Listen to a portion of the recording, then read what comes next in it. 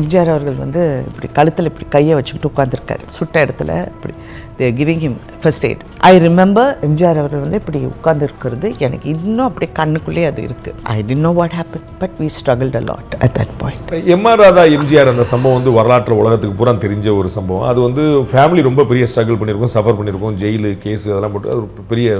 நீங்கள் உங்கள் ஏஜில் how you handle it, how you face it?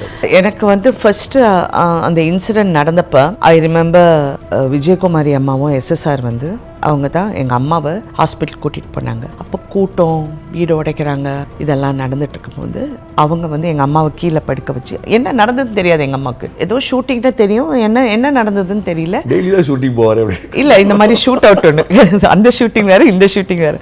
எங்கள் அம்மாவை இல்லை கீதா நீ இப்படி படுத்துக்கோன்னு விஜயகுமாரி அம்மா அவங்கள போட்டு உள்ளே போயிட்டாங்க. உள்ளே போனோன்னே நானும் இருக்கேன் கூட. I was about 6-7 years I must be. போகிறேன், எனக்கு ஒன்றுமே தெரியாது. I am just holding my mother's sorry and going in. அப்போ எம்ஜிஆர் அவர்கள் வந்து இப்படி கழுத்தில் இப்படி கையை வச்சுக்கிட்டு உட்காந்துருக்காரு சுட்ட இடத்துல இப்படி giving him first eight. But I remember that so டிஸ்டிங்டிவ்லி. I remember அவங்க எம்ஜிஆர் அவர்கள் வந்து இப்படி உட்காந்துருக்கிறது எனக்கு இன்னும் அப்படியே கண்ணுக்குள்ளேயே அது இருக்குது. I did know what happen but we struggled a lot at that point. எங்கள் அம்மா வந்து ரொம்ப கஷ்டப்பட்டாங்க because she was registered, she was a legal wife அது.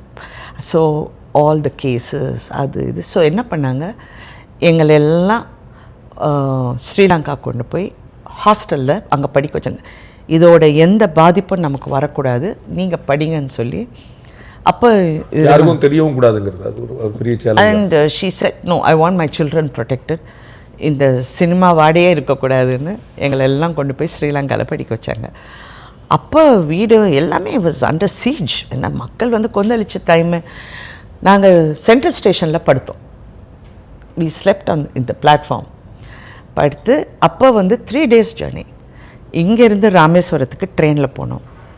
ராமேஸ்வரத்துலேருந்து கிட்டத்தட்ட அகதிகள் மாதிரி தான் பேகை தூக்கிட்டு நடந்து போனோம் போட்டுக்கு. அங்கே போனால் போட் இருக்கும், பெரிய போட்டு, அப்போ ஃபெரி போட் மாதிரி. அதில் இது ஒரு நாள் ட்ராவலாக. அங்கேருந்து அங்கே ஒரு travel second day comes to Talaimannar. தலைமன்னார்லேருந்து ஒரு ட்ரெயினை பிடிச்சி கிளம்ப வரணும். 3 days travel. I remember that. So that impact was always there. அப்பா வந்து ஒரு ஏத்திஸ்ட், அது வந்து உலகம் பூரா தெரிஞ்சு வந்து இந்த கடவுள் மறுப்பு கொள்கைகளை ரொம்ப டேரிங்காக வந்து சொன்னவர். அதை வெகுமக்கள்கிட்ட ரொம்ப பிரச்சாரமாக பெரிய அளவில் கொண்டு போய் சேர்த்தவர். நீங்கள் உங்களுடைய கடவுள் கொள்கை என்னவா இருக்குது? அப்பா உங்களுக்கு அதை பற்றி நீங்கள் ஏதாவது கான்வர்சேஷன் இருக்கா? I have. ஆனால் சின்ன வயசில் எங்கள் அப்பா என்றைக்குமே இது பண்ணாத அது பண்ணாதன்னு சொல்கிறதே இல்லை.